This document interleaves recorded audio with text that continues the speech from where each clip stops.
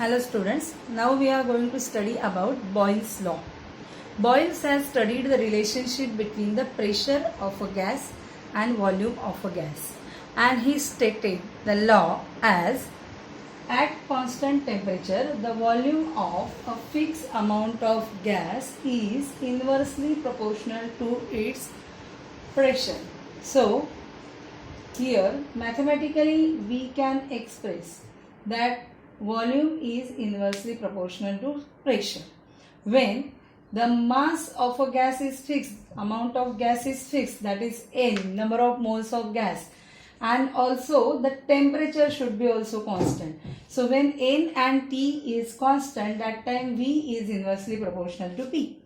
Now this proportionality sign we are going to replace by some constant. So we can write this equation as V is equal to K upon P, where K is constant. Now we can write or rearrange this equation as PV is equal to K. Means at constant temperature, product of pressure and volume of a fixed amount of gas is constant.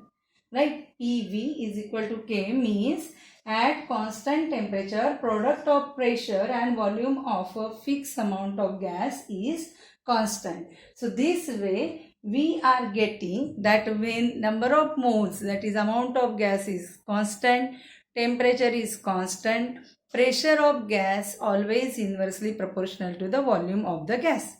Now you can see over here in this graph, I have drawn the graph P against V, that is pressure in bar against volume in dm cube.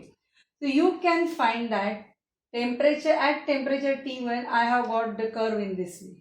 At temperature T2 the curve is obtained in this way, where T2 is greater than T1. But for any temperature you will get the curve in this way. Means as the pressure goes on decreasing, volume goes on increasing, indicating that there is inverse relationship between pressure and volume of a gas.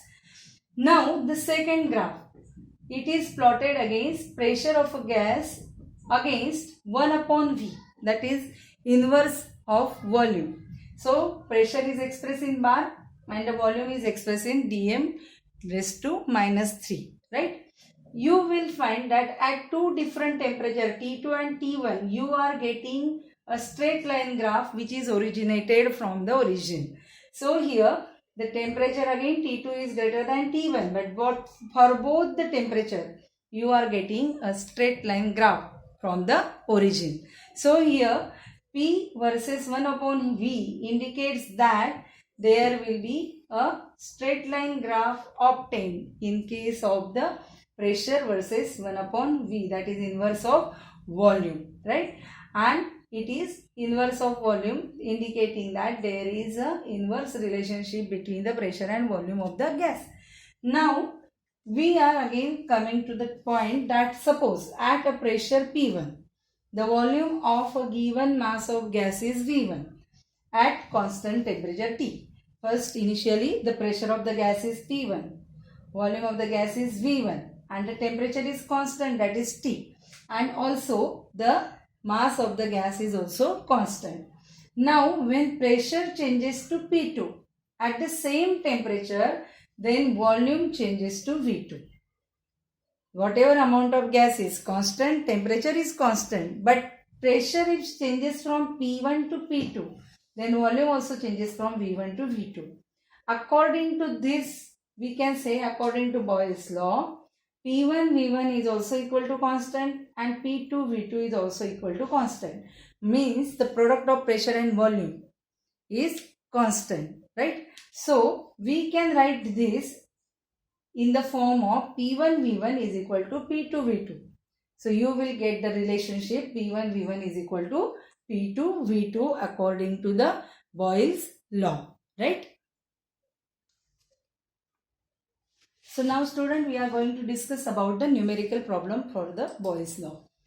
A gas occupies 200 ml at a pressure of 0.820 bar at 20 degrees Celsius. How much volume will it occupy when it is subjected to the external pressure of 1.025 bar at same temperature? So now here we have got values of the volume and pressure, right, at 20 degrees Celsius. So first the gas have volume 200 ml at a pressure 0.820 bar.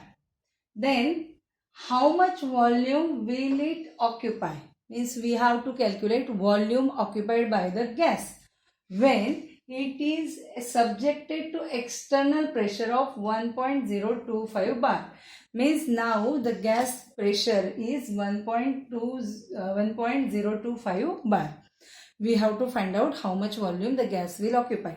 So for that purpose we are going to use the Boyle's law, and the relation is P1 V1 is equal to P2 V2.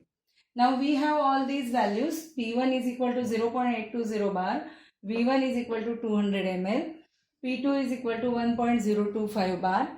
We have to calculate how much volume will be occupied. So volume is equal to X ml. Now here the value of X we are going to find out. So value of X we are going to find out in this way. V2 is equal to P1 V1 upon P2. The relation we are using, that is equal to P1 V1 is equal to P2 V2. So V2 is equal to P1 upon P2. Now putting all these values in this equation, P1 is 0.820, V1 is 200 ml and P2 is 1.025. Now here I have just taken out the decimal points and written this way: 0.820, that is 820 upon 1000 into 200 and upon 1.025, so 1025 upon 1000, this 1000 will go to the numerator. So 1000 is cancelled. I have divided these two numbers with 25, so I have got here 25 8s are 200 and the pressure, that is 1025, is divided, so answer 41 is obtained.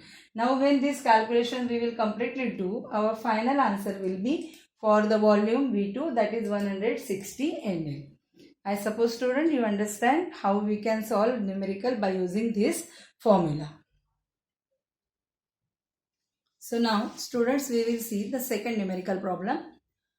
A gas occupies a volume of 250 ml at 745 mm of Hg at 25 degrees Celsius. What additional pressure is required to reduce the gas volume to 200 ml at the same temperature? We have to find out what is the additional pressure required for a gas to reduce its volume to 200 ml.